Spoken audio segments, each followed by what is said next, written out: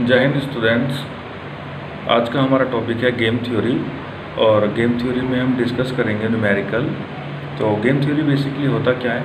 Game theory is topic of operation research in which we study the situation of the competitors.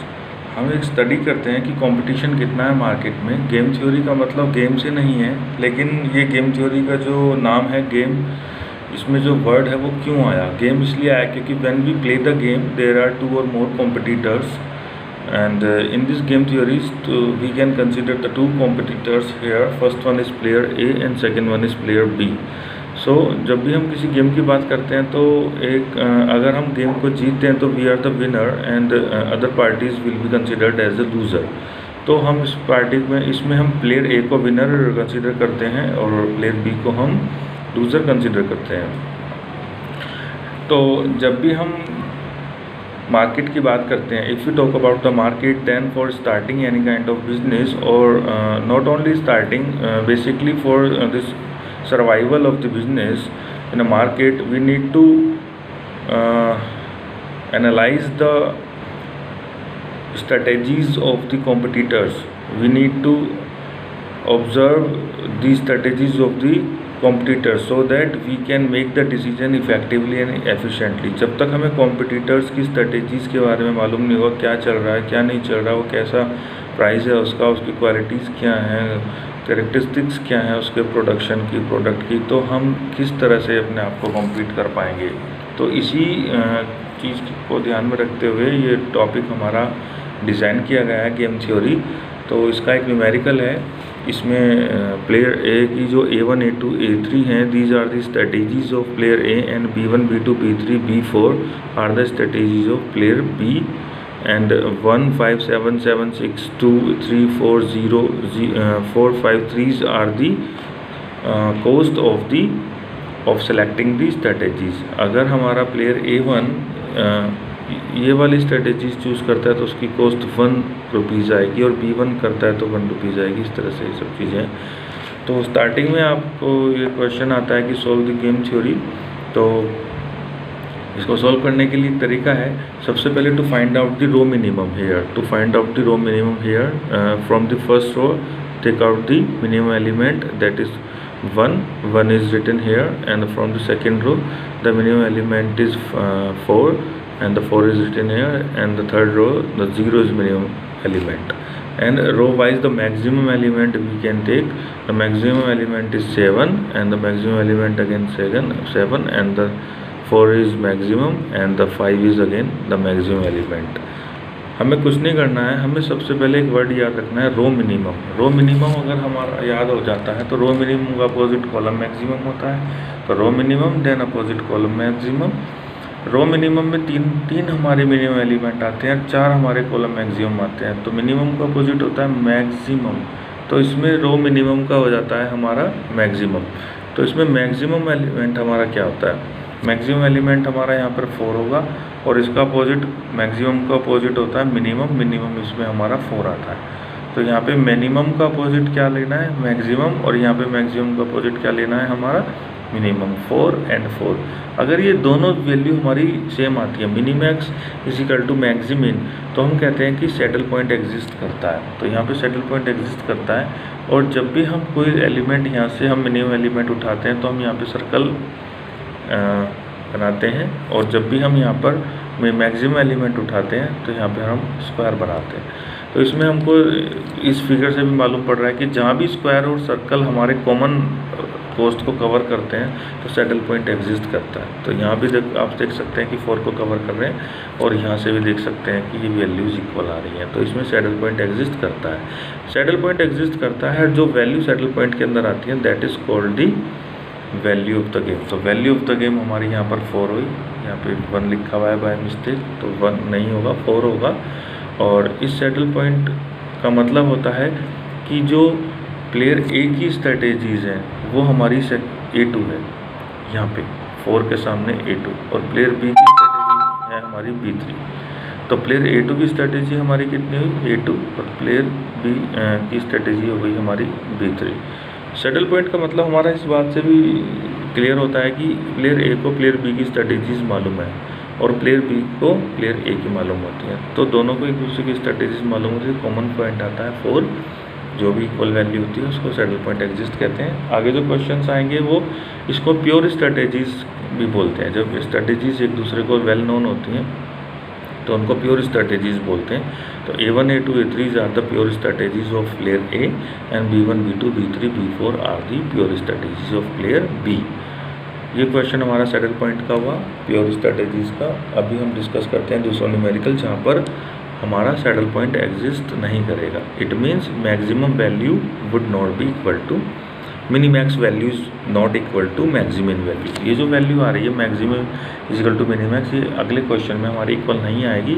और जो equal नहीं आएगी तो saddle point exist नहीं करेगा। सैडल पॉइंट एग्जिस्ट नहीं करेगा तो ये स्ट्रेटेजीज प्योर स्ट्रेटेजीज नहीं होंगी।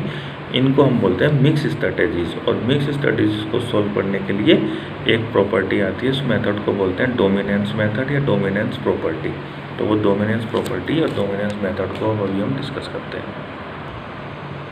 तो स्टूडेंट्स ये हमारा क्वेश्चन है, प्लेयर ए की हमारी 4 स्ट्रेटेजीज दी गई हैं, फर्स्ट, सेकंड, थर्ड, फोर्थ। ये आप देख सकते हैं फर्स्ट, सेकंड, थर्ड, फोर्थ। और प्लेयर बी की भी हमारी 4 स्ट्रेटेजीज दी गई हैं, first, second and third and fourth. ये हमारा क्वेश्चन है। इसमें हम जो पिछली बार हमने डिस्कस किया था कि सबसे पहले we have to find out row minimum. It means take out the value minimum value from each of the rows and take out the maximum value from each column. सबसे पहले मिनिमम वैल्यू उठाते हैं, यहाँ पे 0 आती है इस रो की 0, और सबसे उसके बाद में दूसरी रो की मिनिमम वैल्यू हमारी 2 है तो 2, और यहाँ पर सर्कल, यहाँ सर्कल, यहाँ सर्कल, 2 टाइम्स है तो 2 टाइम्स सर्कल लगाएंगे। और यहाँ पे जो सबसे मिनिमम है वो 0 है 1 टाइम, तो सर्कल लगा के 0 लिख देते हैं। और यहाँ पे 2 टाइम्स 0 आ रही है तो 2 टाइम्स 0 लगाएंगे और 0 यहाँ पर हम लिख देते हैं। उसके बाद में रो मिनिमम का अपोजिट होता है कॉलम मैक्सिमम। सबसे मैक्सिमम वैल्यू हमारी 4 है तो 4 को स्क्वायर करेंगे और 4 लिख देंगे। फिर 2 टाइम्स या मैक्सिमम वैल्यू 4 आ रही है तो 2 टाइम्स ही स्क्वायर लगा देंगे। फिर उसके बाद 4 लिख देंगे। यहाँ भी 4 2 टाइम्स आ रहा है तो 4 लिख देंगे। यहाँ 8 आ रहा है तो 8 लिख देंगे। अब जो नेक्स्ट स्टेप होता है हमारा, जब भी आप क्वेश्चन करेंगे तो क्वेश्चन में आप कोशिश करेंगे अगर टाइम है आपके पास तो स्टेप्स जो भी आप कवर कर रहे हैं उन स्टेप्स को लिखें। जो भी न्यूमेरिकल में आप करते हैं इसमें ये आपको स्टेप्स लिखने चाहिए। और अगर थियोरेटिकल क्वेश्चन आता है और आपसे पूछता है कि what do you mean by the game theory या what is meant by saddle point, how do you define या how do you solve the question by dominance property, तो आपको इसी तरह से ये स्टेप्स जो मैं आपको बता रहा हूँ यही स्टेप्स आपको लिखने होते हैं। तो रो मिनिमम का उल्टा होता है आपका मैक्सिमम। तो इन दोनों में तीनों चारों पॉइंट एलिमेंट में मैक्सिमम 2 आता है हमारा, और जो मैक्सिमम का अपोजिट होता है मिनिमम, तो मिनिमम वैल्यू इन सब में हमारी 4 होती है। तो आप देख सकते हैं कि 4 is not equal to 2। It means minimax is not equal to maximum. जब minimax is not equal to maximum हो जाता है, नॉट इक्वल टू केस में saddle point does not exist. Saddle point हमारा एग्जिस्ट नहीं करता। और आप यहाँ भी देख सकते हैं कि कोई भी स्क्वायर और सर्कल आपस में हमारे एक ही पॉइंट पे या एक ही कोस्ट को कवर नहीं कर रहे हैं, सब अलग अलग हैं। It mean saddle point exist नहीं करेगा। लेकिन क्वेश्चन आपको न्यूमेरिकल जब भी सॉल्व करना हो तो आपको मालूम नहीं है कि ये क्वेश्चन प्योर स्ट्रैटेजीज का है या मिक्स स्ट्रैटेजीज का है। तो फर्स्ट स्टेप आपका यही होता है कि सबसे पहले आप सैडल पॉइंट को फाइंड आउट करते हैं। सैडल पॉइंट फाइंड आउट हो जाता है तो क्वेश्चन वहीं फिनिश हो जाता है, वहीं उसको आप डन कर देते हैं। लेकिन अगर सैडल पॉइंट एग्जिस्ट नहीं करता, it means this is the numerical problem of mix strategies. तो मिक्स स्ट्रैटेजीज करने के लिए आपको डोमिनेंस प्रॉपर्टी या डोमिनेंस रूल का आपको हेल्प लेना होता है। डोमिनेंस रूल का जो पर्पस होता है, जो ऑब्जेक्टिव होता है, वो ये 4x4 की मैट्रिक्स है, इसको रिड्यूस करके 2x2 की मैट्रिक्स में कन्वर्ट करना होता है। डोमिनेंस का मतलब डिलीट कर देना होता है। तो हम 1 by 1 रो और कॉलम को डिलीट करते हैं। उसके कुछ रूल्स होते हैं, वो मैं बताऊँगा आपको कि कैसे डिलीट किया जाता है। और डिलीट करने के बाद में 2x2 की मैट्रिक्स आ जाती है। फिर उसके बाद में एक मेथड आता है, फॉर्मूले होते हैं जो मैं आपको बताऊँगा। उसमें x1, x2, y1, y2 की वैल्यू निकालते हैं। अर्थमेटिक मेथड भी होता है उसका अलग से, अर्थमेटिक मेथड बोलते हैं उसको। उसके हेल्प से हम उस वैल्यू को निकालते हैं, रखते हैं। तो सबसे पहले डोमिनेंस रूल की बात करते हैं। उसको जो पर्पज़ है उसको रिड्यूस करने का होता है मैट्रिक्स को 2x2 में। अब रिड्यूस कैसे करते हैं? रिड्यूस करने के लिए हम क्या करते हैं कि हम कंपैरिजन करते हैं। किस किस का? पहले रो का कंपैरिजन करते हैं। किसी भी 2 रो को उठा लीजिए, उसका कंपैरिजन कीजिए।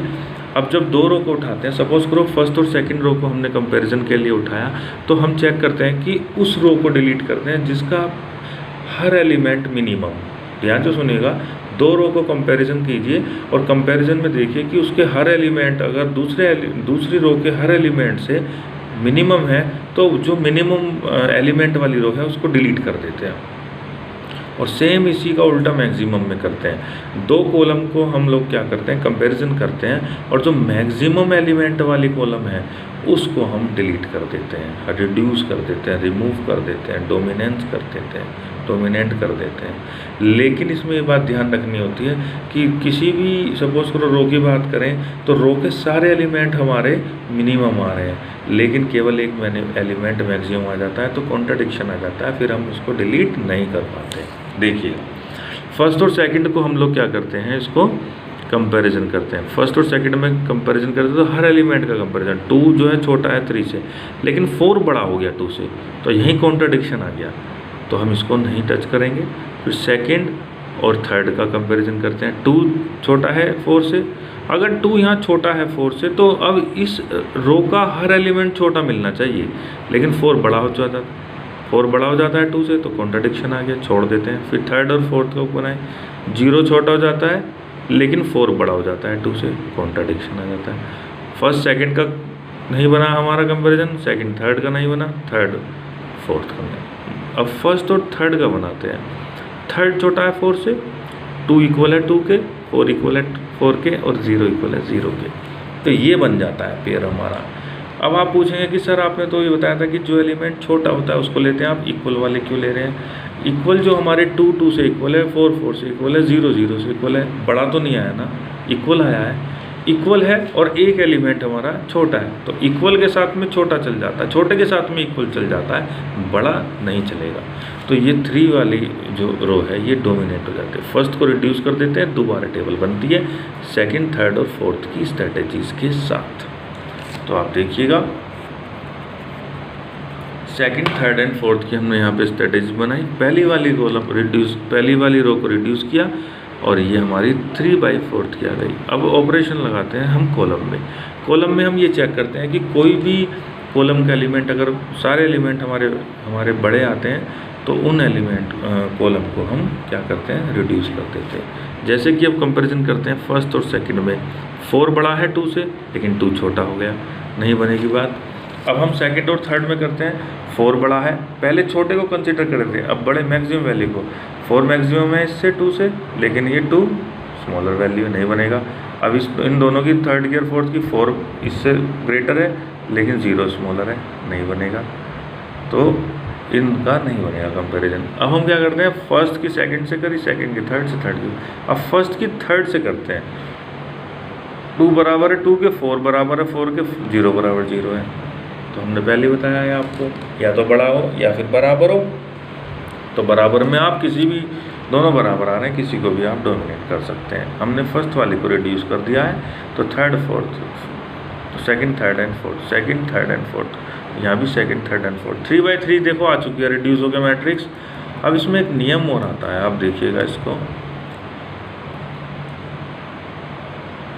अब हमारी ये 3/3 की आ चुकी है, ये 3/3 की हमारी मैट्रिक्स आ चुकी है।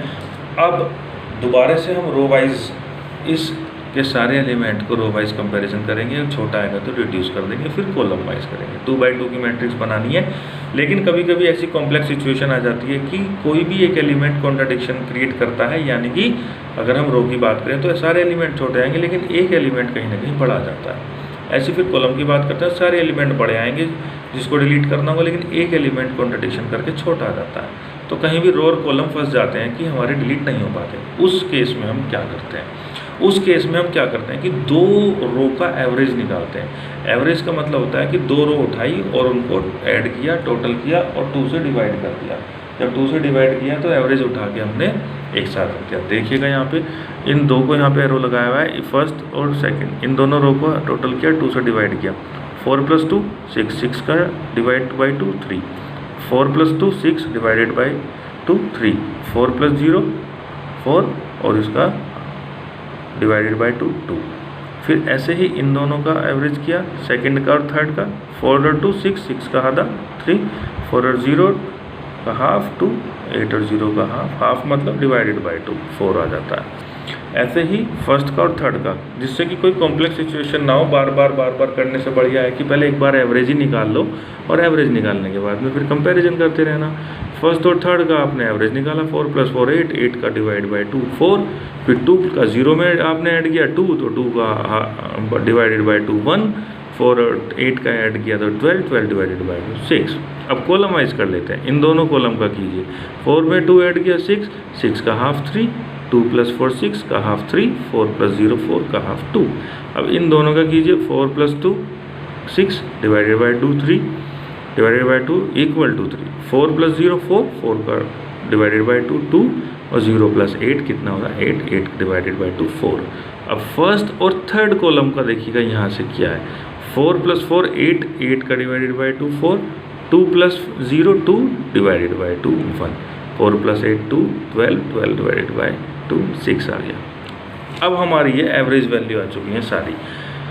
अब आपने कहा कि आप ये पूछोगे कि सर आपने पहली एवरेज वैल्यू क्यों निकाल दी, आपने चेक क्यों नहीं किया। हमें तो मालूम है इस क्वेश्चन में अब आगे ये क्वेश्चन डायरेक्टली नहीं होगा, इसलिए टाइम को सेव करने के लिए हमने एवरेज निकाला। अब हम आपको बताते हैं, देखिएगा सिंपल तरीके से, आपको नहीं पता है अभी एवरेज निकालना है क्या नहीं। फर्स्ट और सेकंड रो का आप कंपैरिजन कीजिए। 2 देखो छोटा है लेकिन 4 बड़ा आ गया 2 से, कॉन्ट्राडिक्शन। फिर सेकंड और थर्ड में बात करते हैं, 2 छोटा है लेकिन 4 बड़ा आ गया, कॉन्ट्राडिक्शन। फर्स्ट और थर्ड में बात करते हैं, ये दोनों इक्वल हैं, चलो 0 छोटा हो गया लेकिन 8 बड़ा आ गया 4 से, कॉन्ट्राडिक्शन। देखो हो गया ना, रो में कोई एप्लीकेबिलिटी नहीं आई। अब कॉलम वाइज बात करते हैं, 4 बड़ा हो गया 2 से, ठीक है, फिर 2 छोटा हो गया, कॉन्ट्राडिक्शन। 4 बड़ा हो गया लेकिन 0 छोटा, कॉन्ट्राडिक्शन। 4 4 इक्वल 2 बड़ा 0 से लेकिन 4 छोटा 8 से, कॉन्ट्राडिक्शन। कुछ भी नहीं होगा, परेशान होने की बात नहीं है। एवरेज वैल्यू काम आएगी। चलिए अब बात करते हैं एवरेज वैल्यू की। अब ये फर्स्ट और थर्ड की एवरेज वैल्यू ये है, तो इसकी कंपैरिजन करेंगे सेकंड वाले। यहाँ थोड़ा ध्यान देने की ज़रूरत है। फर्स्ट और थर्ड जो रो है उसकी एवरेज वैल्यू ये आई है, तो इसकी कंपैरिजन इस वाले रो से करेंगे। 2 छोटा है 4 से लेकिन 4 बड़ा हो गया 1 से, ये वाला कैंसिल। अब बात करते हैं इस वाले की, फर्स्ट और सेकंड का एवरेज है, कंपैरिजन करेंगे थर्ड वाले से। 4 पहले ही बड़ा हो गया, नई बात बनी। फिर इन दोनों का एवरेज वाली लाइन ये है 3 to 4, इसकी कंपैरिजन करेंगे फर्स्ट वाली रो से। 4 पहले ही बड़ा हो गया 3 से, यानी कि रो में कहीं भी हमारा फॉर्मूला या रूल एप्लीकेबल ये नहीं होता है, फिट नहीं हो रही बात। कॉलम में हो गई, कॉलम में चेक करते हैं, डेफिनेटली एक ना एक बात तो होती है। कॉलम में चेक करते हैं, एवरेज वैल्यू उठाते हैं इन दोनों की, 3 3 2, थर्ड वाले से करते हैं। 4 बड़ा हो गया 3 से, 0 छोटा हो गया, कैंसिल करो इसको। इन दोनों का एवरेज उठाते हैं, फर्स्ट से करते हैं। 4 बड़ा हो गया 3 से, 2 बराबर हो गया और ये 4 बराबर हो गया। यहाँ देखो फिट हो गई बात। तो 4 बड़ा हो गया 3 से, 2 बराबर 4 बराबर, तो फटाक से इसको डोमिनेट कीजिए। ये डोमिनेट करते हैं यहाँ पे 240408, 240408। अब एक बात ज़रा ध्यान रखिएगा, जो हम रो और कॉलम को डिलीट कर रहे हैं, रिमूव कर रहे हैं, उनकी स्ट्रेटेजीज को भी रिमूव कर दीजिए। मतलब क्या कहने का कि जो फर्स्ट हमने कॉलम डिलीट किया था, फर्स्ट स्ट्रेटेजी बी की हमने डिलीट कर चुके हैं। अब ये सेकंड स्ट्रेटेजी बचती है, ये थर्ड और ये फोर्थ, तो सेकंड भी चली गई, तो थर्ड और फोर्थ बचते, तो यहाँ थर्ड और फोर्थ ही लिखना है, फर्स्ट और सेकंड नहीं लिखना है, क्योंकि जो स्ट्रेटेजीज चली जा रही है उनकी वैल्यू लास्ट में 0 लिखनी पड़ेगी। तो यहाँ थर्ड और फोर्थ आ चुका है, और ये सेकंड थर्ड फोर्थ क्या है, ये एक ही स्ट्रेटेजी है, और जितनी भी एक ही स्ट्रेटेजीज हैं वो लेफ्ट में लिखी जाती हैं और बी के ऊपर लिखी जाती हैं, और जो फर्स्ट स्ट्रेटेजीज थी उसको रिमूव कर चुके हैं। तो सेकंड थर्ड और फोर्थ। अब दोबारा से एक बार हम फॉर्मूला लगाते हैं। परेशान होने की बिल्कुल आवश्यकता नहीं है, जब प्रैक्टिस करोगे तो सब चीज़ें हो जाती हैं। अच्छा, यहाँ पे थोड़ा सा अभी हमने देखना है कि अगर हम रो वाइज हम लगाते हैं तो 2x2 की मैट्रिक्स, पर्पस क्या है, पर्पस नहीं भूलना है, पर्पस क्या है, 2x2 की मैट्रिक्स में कन्वर्ट करना। तो क्या है, 2 छोटा हो गया लेकिन 4 बड़ा हो गया, फिर 0 छोटा हो गया तो 8 बड़ा हो गया। अब फर्स्ट और थर्ड में कीजिए, 0 छोटा तो 8 बड़ा, यहाँ बात अटक जाती है। अब अगर यहाँ बात अटकती है तो एक मेथड आता है इसको रिड्यूस करने के लिए, ग्राफिकल मेथड। क्या आता है, ग्राफिकल मेथड। ये 2 तरह का होता है ग्राफिकल मेथड। एक होता है n/2 टाइप का, एक होता है 2/n टाइप का। तो n/2 का मतलब क्या है, जब भी मैट्रिक्स की हम बात करते हैं तो n/m या m/n की तो फर्स्ट जो इनिशियल लेटर होता है वो रो को रिप्रेजेंट करता है, और जो सेकंड होता है वो कॉलम को रिप्रेजेंट करता है। तो ये n है, इसका मतलब यार रो का मतलब है n का मतलब क्या है 2 से ज़्यादा, क्योंकि रिड्यूस किस में करना है 2x2 की मैट्रिक्स में, और 2 से ज़्यादा जो भी वो होगा, या वो रो होगा या वो कॉलम होगा, उसको n से रिप्रेजेंट कर देते हैं। तो जब इस तरह की मैट्रिक्स आए ऐसे वर्टिकल जिसमें केवल कॉलम तो 2 हों, 1 और 2, और रो काफ़ी सारी हो सकती हैं 2 से ज़्यादा, 1 2 3 है, देखो 2 से ज़्यादा, अगर यहाँ 2 आ जाती तो ग्राफिकल का हम लोग मेथड लगाते ही नहीं। हमने जो डोमिनेंस रूल लगाया उसका क्या पर्पस था, उसका भी पर्पस 2/2 में रिड्यूस करना था। लेकिन यहाँ पे जब क्वेश्चन फंस जाता है तो ये 2 कॉलम आ जाती हैं, केवल 2 कॉलम आए यहाँ से, और रो काफ़ी सारी आ जाएँ तो n/2 टाइप की मैट्रिक्स हो जाती है। तो इसको ग्राफिकल मेथड से रिड्यूस करते हैं। पर्पस ग्राफिकल का भी वही है, 2/2 में रिड्यूस करना। किस में रिड्यूस करना, 2/2 में रिड्यूस करना। उसके बाद में अलग क्वेश्चन बन जाता है। अब ये देखिएगा आप, इसको हम लिखते हैं y1 + y2 = 1। ये y1 यहाँ आता है, y2 यहाँ आता है। ये y1 क्या है, ये y1 है प्लेयर B के थर्ड स्ट्रैटेजीज चूज करने की प्रोबेबिलिटी, क्योंकि ये प्योर स्ट्रैटेजीज वाला क्वेश्चन नहीं है, सैडल पॉइंट एग्जिस्ट नहीं कर रहा था, ये मिक्स स्ट्रैटेजीज है। तो मिक्स जहाँ भी वर्ड आता है वहाँ प्रोबेबिलिटी आती है, चांसेस हैं, इतने % कर सकता है, इतने % थर्ड स्ट्रैटेजीज कर सकता है, इतने % फोर्थ कर सकता है। तो देखिएगा y1 + y2 = 1, क्योंकि जब दोनों को करेगा तभी तो 1 आएगा, प्रोबेबिलिटी का जो टोटल होता है वो। अगर हम परसेंटेज में बात कर रहे हैं तो 100% है, पॉइंट्स में बात कर रहे हैं तो 1 है। यहाँ पॉइंट्स की बात चल रही है। y1 + y2 = 1, तो y2 = y1 उधर ले जाइए, 1 - y1।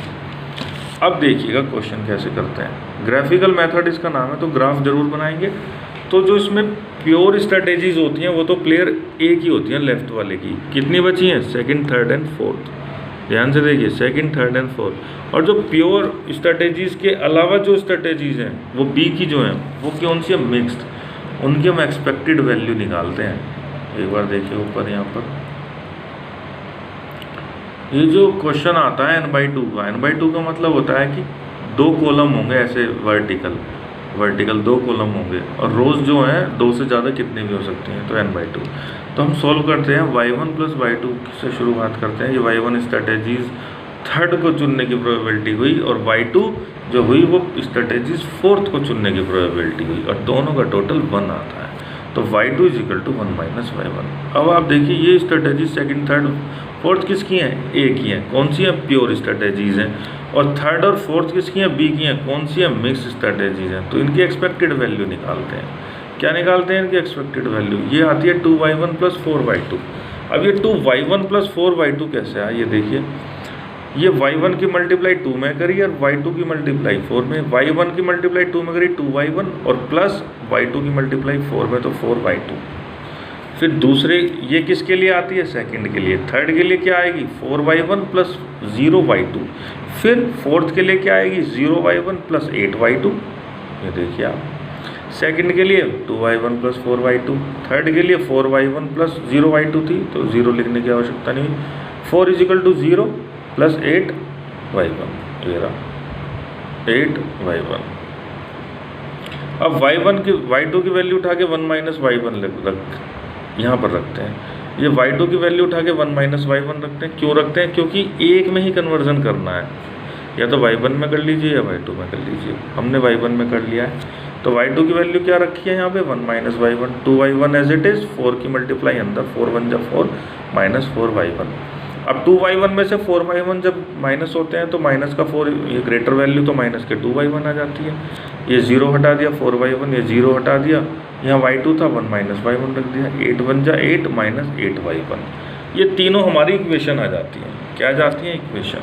तो हमने क्या करना है, ग्राफ ना भी मिले तो प्लेन पेपर पे इसको बना दीजिए, जो भी आपको शीट है आपके पास। 2 वर्टिकल लाइन खींचते हैं हम यहाँ पर, इसको y1 मान लेते हैं, इसको y2 मान लेते हैं। ये यहाँ पे 0 हॉरिजॉन्टल, ये ओरिजिन होता है, हॉरिजॉन्टल ओरिजिन होता है, हॉरिजॉन्टल लाइन है बेशक, लेकिन ये 0 पॉइंट होता है।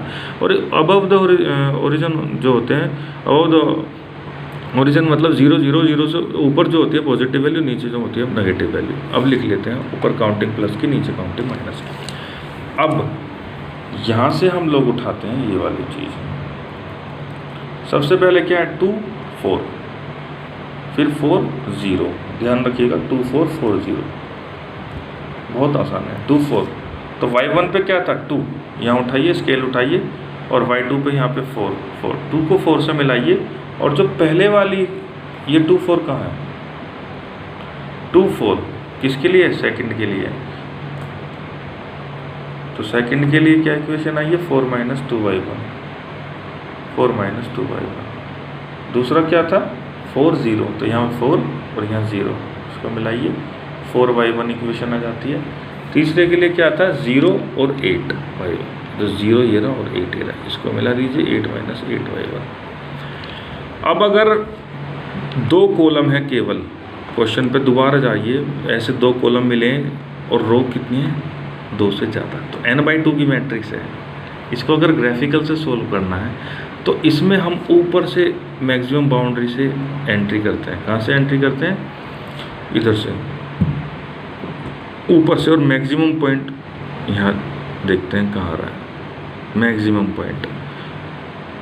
अब ऊपर से एंट्री करते हैं और तो इसको आगे चेक करते हैं, ये यहाँ कट आया, फिर अब देखिएगा यहाँ पे इन्होंने इसको ऐसे लिया, ये कट है। अब ये कट आने के बाद ये जो कट आया, ये पॉइंट आप देख रहे हैं, ये पॉइंट आया, फिर ये ऐसे चला गया यहाँ पर, तो ये पॉइंट है। अब ये देखिए ये पॉइंट कहाँ मिलता है जाके, ये देखिए 2 4 4 0, 2 4 4 0, यहाँ पे काट रहा है इसको, 2 4 4 0, इंटरसेक्शन पॉइंट आ गया। तो जिसको 2 लाइन जो आपस में इंटरसेक्ट कर रही हैं उनके जो कोऑर्डिनेट है वो ले लेते हैं 2 4 4 0, तो 2 4 4 0। अब एक बार मैं आपको पहले वाले क्वेश्चन पे लेके चलूँगा 2 4 4 0, तो 0 8 वाली जो देखो आप थर्ड वाला जो रो है ये डोमिनेंस हो गया। तो ग्राफिकल का भी पर्पस वही होता है कि रिड्यूस करके 2/2 में ले आना, लेकिन जो डोमिनेंस होगा उसमें बहुत सारी मैट्रिक्स रो और कॉलम दिए होंगे 4/4 5/4 3/4, लेकिन ग्राफिकल केवल अप्लाई होता है जहाँ पे रो तो बहुत सारी हों लेकिन कॉलम केवल 2, या तो ये आएगा ऐसे वर्टिकल वाला, या 2 रो हों और कॉलम बहुत सारे हों, वो भी बताऊँगा आपको। समझ रहे हैं आप बात। तो जैसे यहाँ पे केस फंसा था कि हम इसको रिड्यूस नहीं कर सकते, तो ग्राफिकल लगा दिया तुरंत। अगर ये सोल्व हो जाता तो 2/2 में पहले ही रिड्यूस कर सकते थे, लेकिन नहीं हुआ तो ग्राफिकल लगा दिया। तो इसका भी पर्पस 2/2 में रिड्यूस करने का होता है। तो 2/2 में रिड्यूस हो चुका है, और रिड्यूस होने के बाद में ये आ गया। अब अगर एक बात, ये जो 2/2 की मैट्रिक्स आई है, अगर ये बिना किसी कॉम्प्लेक्स सिचुएशन के पहली आ गई होती तो क्वेश्चन वहीं यहाँ से ही शुरू होता हमारा। यहाँ से ग्राफिकल को स्किप कर देते, ज़रूरत ही नहीं है। ग्राफिकल कब आया, जब 2 कॉलम बचे और 3 हमारी रो बची और डोमिनेंस रूल फेल हो गया हमारा। तो जब डोमिनेंस रूल फेल हो गया तो ग्राफिकल का सहारा लिया हमने। ग्राफिकल कब आता है, या तो 2 कॉलम और बहुत सारी रो हों, या फिर केवल 2 रो और बहुत सारे कॉलम हों, तो डोमिनेंस लगा सकते हैं। लेकिन डोमिनेंस जैसी फेल हो ग्राफिकल, क्वेश्चन कभी कभी डायरेक्ट भी आ जाता है। बहुत सारी मैट्रिक्स रो और कॉलम में ना देके, जैसे 3/4 5/6 जैसे भी क्वेश्चन था, ये 4/4 का, ये ना देके डायरेक्ट आपको 2 कॉलम और 5 रो दे देता, तो आपको डायरेक्ट क्या लगाना पड़ता ग्राफिकल, या 2 रो दे देता, 2 रो और बहुत सारे कॉलम दे देता। तो 2/n का मेथड होता है, वो भी आपको ग्राफिकल से ही सोल्व करना होगा, उसको हम डिस्कस करेंगे बाद में। चलिएगा आप देखते हैं ये क्या है, पहला रो और पहली कॉलम, ये क्या है पहली रो और दूसरा कॉलम, तो इसको A11 मानते हैं, इसको A12। ये क्या है A21 A22।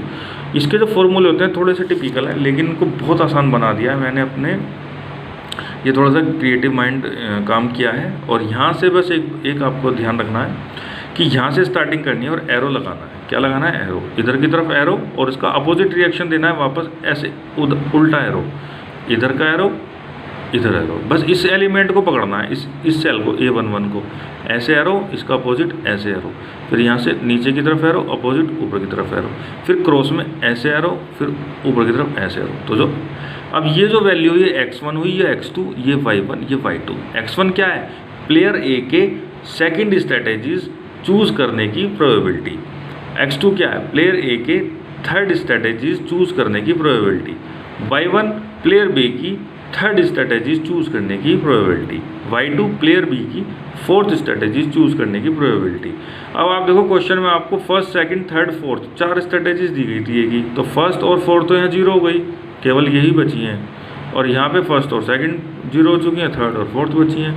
x1 निकालने के लिए हम क्या करते हैं, x1 निकालने के लिए हम क्या करते हैं, इसको यहाँ पे हमको हाइड करना होता है। ये क्या है x1, ध्यान से देखिए x1, तो x1 के सामने की रो को हाइड कीजिए। एरो कहाँ मिला आपको, यहाँ से यहाँ, यानी कि A22 से A21 की तरफ। ये डायरेक्ट क्वेश्चन लिख दिया है मैंने वैल्यू, आप चाहें तो फॉर्मूला भी इसको लिख सकते हैं।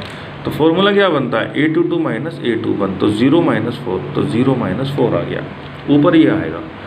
फिर जो डिनोमिनेटर आता है अपोन में, इसको ऐसे क्रॉस लगाया, तो 2 में 4, 2 में 0 ऐड किया, 2 में 0 ऐड किया, यानी कि A11 plus A22 bracket close, minus का सिंबल आया था, माइनस का साइन लगाया। फिर इसको एरो यहाँ से यहाँ जा रहा है, ये एरो यहाँ से यहाँ था, तो 2 प्लस 4, 2 प्लस 0, फिर 4 प्लस 4, 4 प्लस 4, तो 0 में से 4 माइनस हो तो -4, 2 प्लस 0 2, और 4 और 4 8, 2 में से 8 गया -6, माइनस से माइनस कैंसिल, 2/4, 4/6 इक्वल टू 2/3, 2 से इसको कट कर दिया। अब x2 निकालते हैं, x2 क्या है, ये है। अच्छा, x1, x2, y1, y2 में खास बात होती है, डिनोमिनेटर हमारा जो हमने निकाला है क्रॉस वाला, ये सेम रहता है, बस न्यूमरेटर बदलता है ऊपर वाला। देखिएगा कैसे, x2 है, x2 निकालना है, तो इसको एक बार हाइड किया हमने, तो क्या बचा, ये एरो ही दिखाई दिया 2 से 4 की तरफ, तो 2 में से 4 माइनस किया, 2 माइनस 4, और ये डिनोमिनेटर सेम था, तो -6 -6, तो 2 माइनस 4 -2 और -6, माइनस से माइनस कैंसिल, 2 3 6, 1/3। तो x1 और x2 की वैल्यू देखिए 2/3 और 1/3। अब आप एक बात बताता हूँ कि आपका क्वेश्चन का आंसर ठीक है नहीं, इसको चेक यहीं कर सकते हैं। दोनों की प्रोबेबिलिटी जो टोटल है वो 1 आना चाहिए। मैंने पहले बताया था x1 plus x2 equal to 1, y1 plus y2 equal to 1, तो 2/3 प्लस 1/3 देखिए, 3 तो डिनोमिनेटर 1 प्लस 2 3, 3 से 3 कैंसिल, 1 आ गया, यानी कि दोनों की वैल्यू ठीक है। अब y1 निकालना है, y1 निकालना है, तो इसको आप इसको छुपाइए y1 को, तो एरो देखिए कहाँ चमक रहा है आपको, एरो यहाँ दिख रहा है आपको ऐसे, तो 0 - 4, आप इसको फॉर्मूला ही बना सकते हैं, A22 माइनस A12, तो 0 - 4 देखो ये रहा 0 - 4, और नीचे डिनोमिनेटर -6 सेम होता है, ये कट किया 2/3, y2 निकाला, y2 कैसे किया आपने, तो क्या ऐसे दिखा है, नीचे 2 - 4, ये रहा 2 - 4, 2 में से 4 गया, कितना आया, 2 में से 4 गया -2, 0 माइनस से माइनस किया, 2/6 इज इक्वल टू 1/3, ये आपकी वैल्यू आ गई है। अब जो वैल्यू ऑफ द गेम होगी उसमें एक बात का ध्यान रखना है, जो भी आपने डिनोमिनेटर में प्लस किया है, जैसे आपने क्या प्लस किया था, ये देखिए क्वेश्चन आपने वैल्यू ऑफ द गेम निकालने के लिए, value of the game saddle point में कहाँ होती थी, जहाँ भी maximin is equal to minimax होता था, तो वो वैल्यू हमारी क्या होती थी, सेटल पॉइंट। लेकिन यहाँ पे वैल्यू ऑफ द गेम क्या है, देखो आप, डिनोमिनेटर क्या था, 2 में 0 ऐड किया, बीच में माइनस किया, फिर 4 में 4 ऐड किया, 4 में 4 ऐड किया। चलो, वैल्यू ऑफ द गेम में क्या करते हैं, जहाँ जहाँ माइनस है वहाँ तो रहेगा ही, जहाँ जहाँ प्लस था वहाँ मल्टीप्लाई कर दीजिए बस। 2 में मल्टीप्लाई किया 0 माइनस, 4 में मल्टीप्लाई किया 4। देखिए बहुत तरीके से चीज़ों को समझाने की कोशिश की है, फॉर्मूला के चक्कर में लगे हुए तो कभी टिपिकल हो जाएगा, टाइम टेकिंग प्रोसेस है। वैल्यू ऑफ द गेम देखो 2 × 0 -4 × 4, ठीक है, -6 नीचे एज इट इज़ डिनोमिनेटर, ये 0 के 2 में मल्टीप्लाई 0 और 4 = 16, minus as it is, minus से माइनस कैंसिल, कट किया 8/3, that is called the value of the game. अब जो प्लेयर ए की स्ट्रेटेजीज कितनी है, 4 हैं, फर्स्ट, सेकंड, थर्ड, फोर्थ, ठीक है। अब फर्स्ट क्या थी 0, फोर्थ क्या थी 0, सेकंड आपने क्या निकाली है 2/3 अभी निकाली है, और ये आ गई आपके 1/3, ठीक है, ये आ गई 1/3 दूसरी वाली x2, ये x1 है, ये x2 है।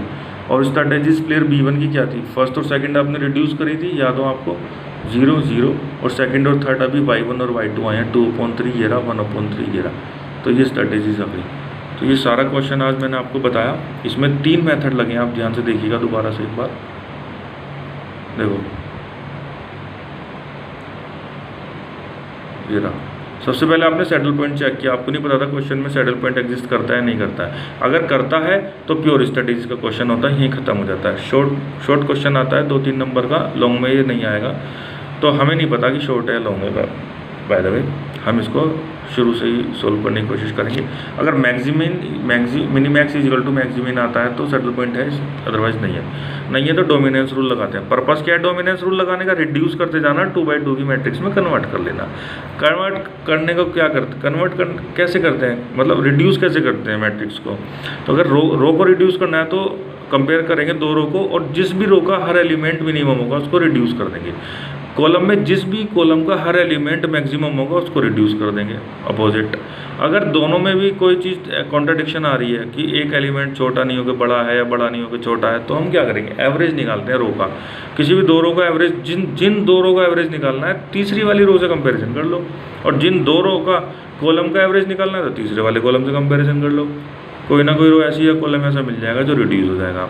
अच्छा, अगर 2/2 के रिड्यूस हो जाती है डायरेक्ट, जैसे ये वाला मेथड था डायरेक्ट, अगर रिड्यूस हो के आ जाती तो ये वाला स्टेप स्किप हो जाता। हमें क्या होता है, ऐसे 2/2 में आ जाती और x1 x2 y1 y2 निकाल दे, और यहाँ पे निकाल के यहाँ पर वैल्यू रख देते और वैल्यू तो गेम आ जाता। लेकिन यहाँ पर एक चीज़ और मैंने आपको बता दी, थोड़ा सा टिपिकल क्वेश्चन लिया है कि आगे समझ में आ जाए कि यहाँ पे डोमिनेंस रूल फेल हो गया मेरा। इसलिए क्योंकि कहीं ना कहीं कॉन्ट्रडिक्शन आ रहा है। तो ये क्या है हमारा, ये 2 कॉलम आए और रो हो गई 2 से ज़्यादा, जहाँ भी 2 से ज़्यादा रो है तो n/2 की मैट्रिक्स आई। n/2 को सोल्व करने के लिए ग्राफिकल मेथड यूज़ किया। ग्राफिकल मेथड के लिए y1 + y2/2 की वैल्यू यहाँ निकाल दी। ये स्ट्रेटेजी प्योर थी, इसकी एक्सपेक्टेड वैल्यू निकाल दी b की। और जैसे ही हमने लिया 2 और 4, यहाँ y1 या y2, और इनके जो कोऑर्डिनेटर थे उनको ज्वाइन करा दिया। ये देखिएगा आप 2 4 4 0 और आपके 0 और 8, और ऊपर से नीचे की तरफ आते हैं, अपर बाउंड्री से नीचे, और मिनिमम पॉइंट ढूंढते हैं। तो मिनिमम पॉइंट ढूंढते हैं तो ये दोनों हमारी कट मिली, और तीसरे वाली वो जोन सी ये हमारी लाइन कट करते हैं 2 से 4 और 4 से 0 मिल गई हमारी, 0 8 वाले को हमने हटा दिया, तो 2/2 की मैट्रिक्स आ गई है रही, और इसको क्वेश्चन को सोल्व कर दिया। जो भी प्रॉब्लम हो इसमें आप डिस्कस करना, मेरे से कोई प्रॉब्लम नहीं है, मैं आपको बताऊँगा। थैंक यू सो मच, जय हिंद।